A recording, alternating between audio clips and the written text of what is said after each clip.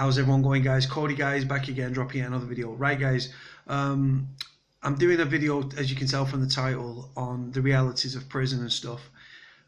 Last night there was a program that aired on Channel 4 called Life Behind Bars. It was about prison visits and stuff like that, right? People on Twitter and stuff and online calling it, oh, prison's easy, look at it, it's like Butlins and it's dead easy and all that sort of stuff, right? Prisoners have got it too easy, right? These are people that have obviously never experienced prison in any way, shape or form. The realities of prison, guys, right? Honestly, like prison, yeah, like in times in prison, you can have a laugh and stuff and you'll have highs. But there's a lot of, it has a detrimental effect on your mental health. It chips bits off your prison, right? I'm a big handy lad, right? And I can handle my prison, right? I've done my jail, right? But it affects everybody. I don't care how big or how bad you think you are, right? At one point or another, right, it will get to you. Whether you break down and cry, whether you smash your cell up, whether you're ranting and raving at your missus or your loved ones on the outside. Prison takes no prisoners. It does not discriminate. It will break you down mentally, emotionally, and physically, right? You lose weight. Weight will drop off you because you're on the HMP prison diet, right? It affects your mental health. It gets you down. It gets you depressed. So we're social creatures, guys. We're social people, right? Spending 24 hours a day behind your door, right? Locked up, depending on which prison you're in, because different prisons have different regimes, right? But spending 23 hours a day locked up every day, right? With artificial light, with like little or no mental stimulation, with no training, no education, and no skills, right? Locked behind your door, it affects you. It gets you. You might not necessarily see it in the first instance, right? I waited till when I got out of prison the first time, people around me saw that it had changed me, right? Like I say, prison breaks people, right? I don't care how big and how bad you are, right? Like I say, people seek suicide as a way out. People slash up to release some of that pressure that's built up inside them. They try to turn the emotional pain into physical pain by slashing up and stuff. Like I say, guys, prisons are places of human misery, right? You've got tens of thousands of people within the prison system, right? And yet no two prisoners have the same journey in prison. And I'll explain why, right? If you're in prison, yeah, you're doing your jail one. You can all be doing your jail, right? Minute for minute, hour for hour, right? Day for day, month for month, year for year, right? But when one of you is up, the other one's down. When the other one's down, the other one's up. We've all got different temperaments and what makes us tick and stuff, right? And prison will get to you in one way or another. Like I say, you might stay strong in the beginning. Some people break down. Some people cry behind the door. Some people turn violent and kick off with other inmates or kick off with screws. Then what happens as well on the flip side of that, you've got your family on the outside. I used to think, right, when my mum used to talk to me about prison and stuff and people that were around me, I'm like, you do not know what I'm going through. You haven't got a fucking clue. Like, and the reality is, right, that families suffer the roller coaster of prison as bad as the prisoner, if not worse, because they are affected financially, emotionally, mentally, and physically. Like, people might not be eating, they might not be sleeping at night. It costs them a fortune. On the program last night, there was an old man. He was 81-year-old. His son had been done for attempted murder. I think he was serving about 15 years in prison. And his dad was 81 and did an 800-mile round trip, right? It was only the second time he'd done the trip.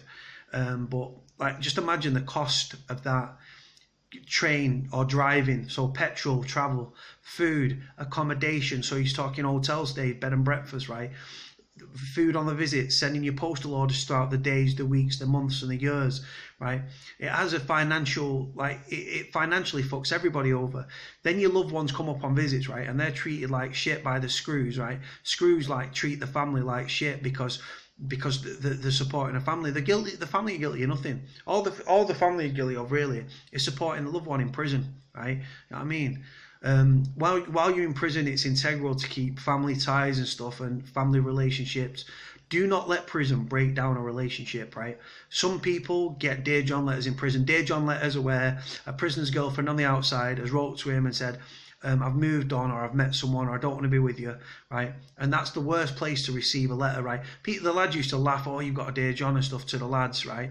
But the fact is, yeah, like when you actually break it down, that prisoner is powerless, right? If he rings her number and she cancels his call, right, or tells the prison she doesn't want a number on his pin anymore, he's got no way of contacting her. He cannot fight to sort out that relationship because he's behind bars, right? And then he's locked in his cell and he's desperate to get out. He doesn't know what's happening outside his cell door. Doesn't know what's happening outside his landing, outside the wing, outside the prison, the walls. You know what I mean? It fucks your head up, guys. Prison, honest to God, people, I've seen big people crumble in prison, right? People can do the jail, right? Like I say, you do have the laughs and stuff, and you do get on with the lads, and you do have the banter and stuff, and some of the stuff you see in prison, you wouldn't believe unless you'd seen it with your own eyes, right? I saw fucking a nonce that was on the VP wing was full, so he came onto general population on the induction wing. He was getting terrorised behind his door, and rightfully fucking so. A screw opened his cell to do an act book review, and he threw himself off the fucking thing. The screw grabbed him. He ended up monkey rolling forward, was hanging on upside down from the twos, and then his pants came off in the screw's arms because the screw was holding onto his legs, and he head plunged right down to the deck, right? Claret everywhere, was in a bad way, nearly died and all that stuff, right? Like I say, that's a nonce. I don't give a shit about nonce. Seen people slash up, seen people like kicking off because one lad got moved out of a cell. He'd done 20 odd years in prison, life for murder, and he'd had enough, and he was burning. He was setting up his pad so he could string himself up, right, hang himself.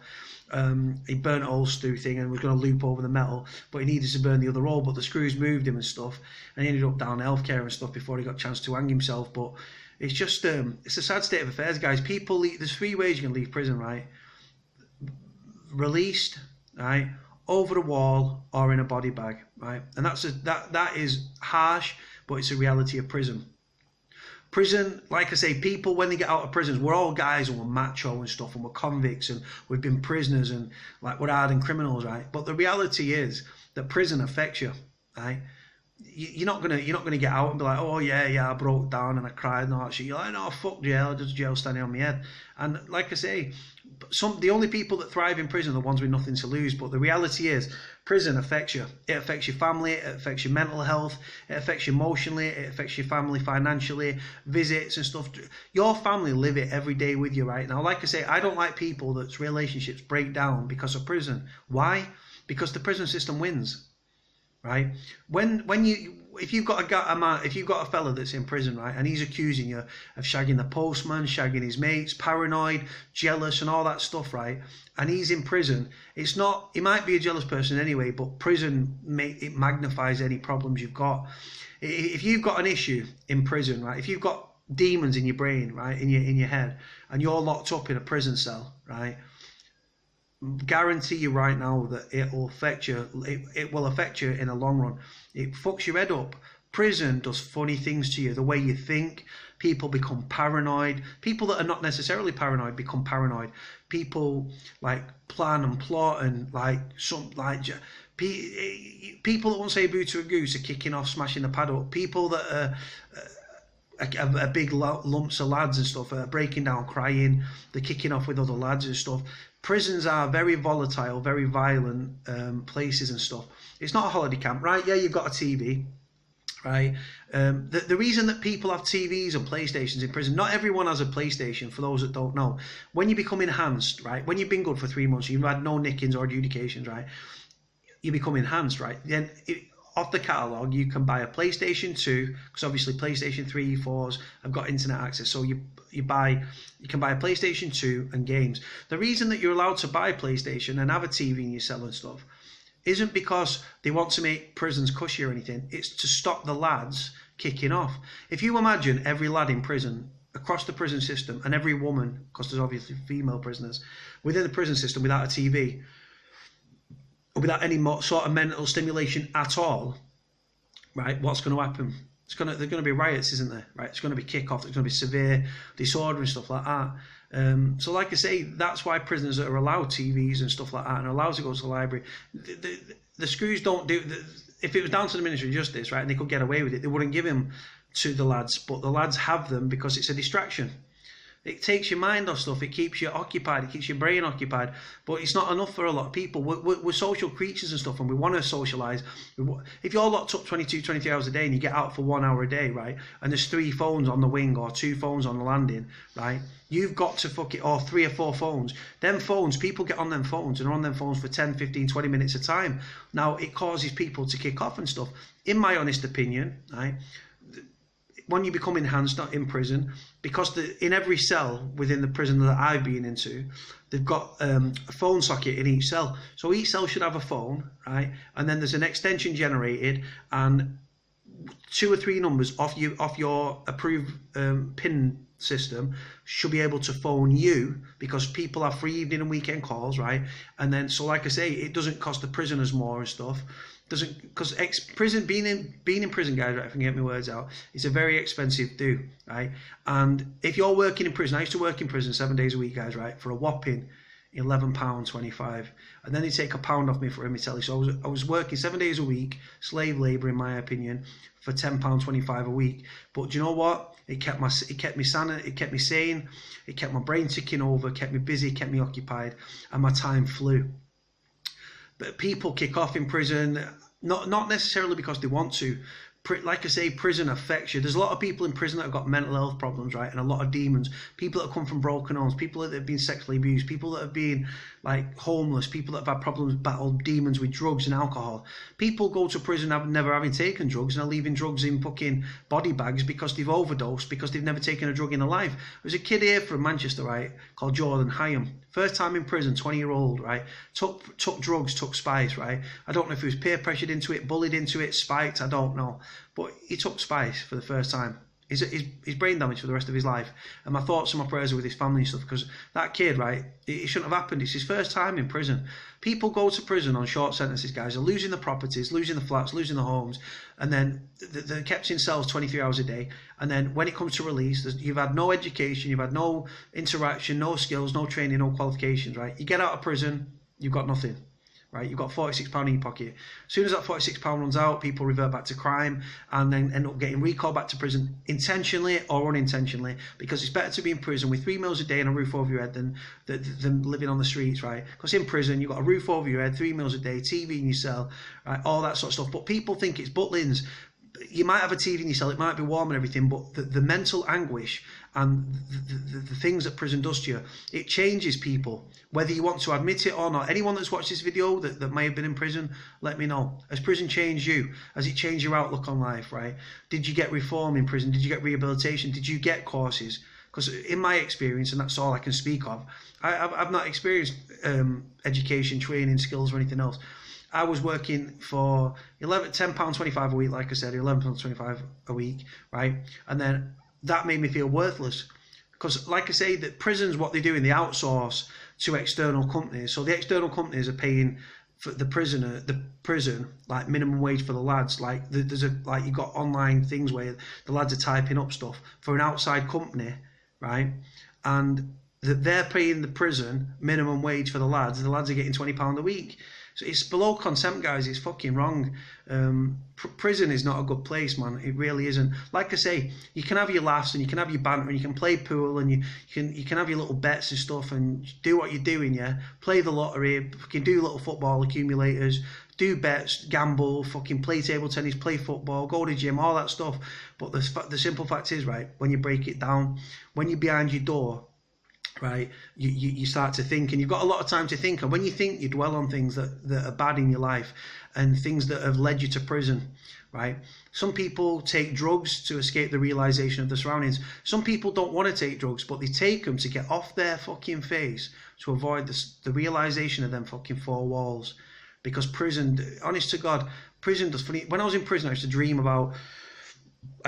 that I was doing a prison escape like Shawshank Redemption, like Tim Robbins in Shawshank Redemption. I used to dream of my freedom and stuff. And then when I got out, prison's still a part of me. I think about prison. I'm passionate about prison. I'm still speaking about prison now on here, and I've been out fucking 5 months. It's just crazy, guys. Prison does funny things to you. It breaks your soul. It breaks your spirit. You lose weight. It's like they're like concentration camps, guys. Anyone thinks that the places of luxury and brilliant places and stuff has obviously never been in prison, right? If you put these MPs that run the Ministry of Justice, right, into prison, right, for a week or a month, right, they wouldn't handle it. They'd fucking crumble. You've got hardened criminals crumbling, so what do you think what it'd do to these posh snobby fucking millionaires? It'd break the spirits. It breaks you, right? And it doesn't just break the prisoner, guys. It breaks prisoners' families, breaks their hearts, breaks their minds. Fucking, do you know what I mean? It's bad, man. Prison is unforgiving. It does not relent. It does not discriminate. It will break you. It will break us all in one way or another at some time or other.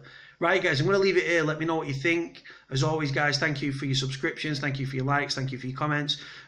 All you fucking trolls, go fuck yourselves, because if you wanted to hear for an arsehole, I would fart. Right, guys, speak to you soon. Cody out.